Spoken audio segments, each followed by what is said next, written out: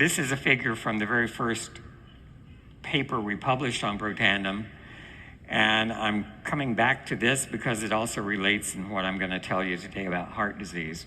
Here we're looking at a marker of oxidative stress, one of the most sensitive kinds of molecules in your body to oxidation is polyunsaturated fatty acids. Those are the things that make butter.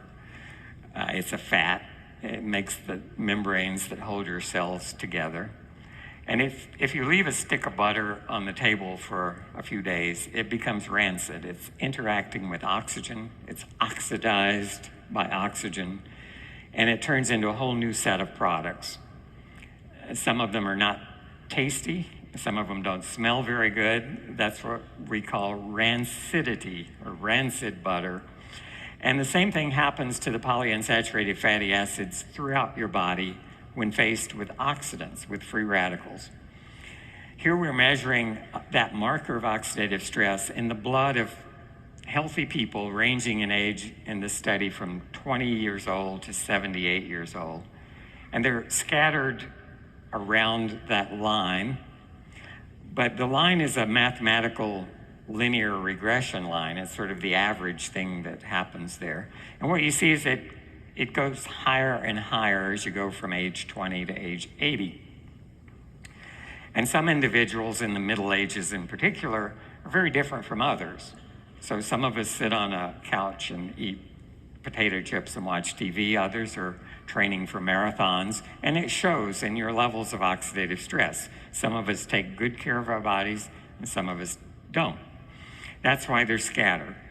These people all took Protandim for 30 days, and what happened is the levels of oxidative stress went from the red dots to the green dots.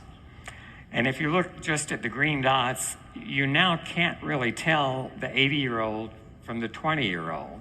Everybody fell to that same low level of oxidative stress.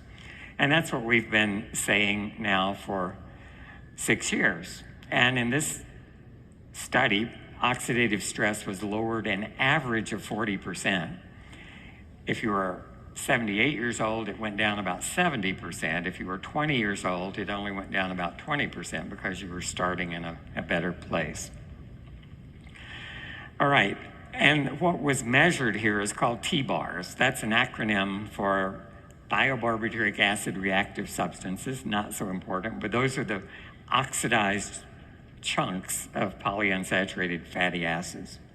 So is that relevant? Does T-bars mean anything?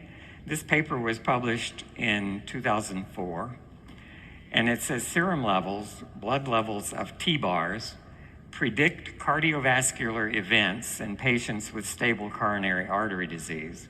And the conclusions down there found that it was an independent marker. It was actually a better predictor of cardiovascular events.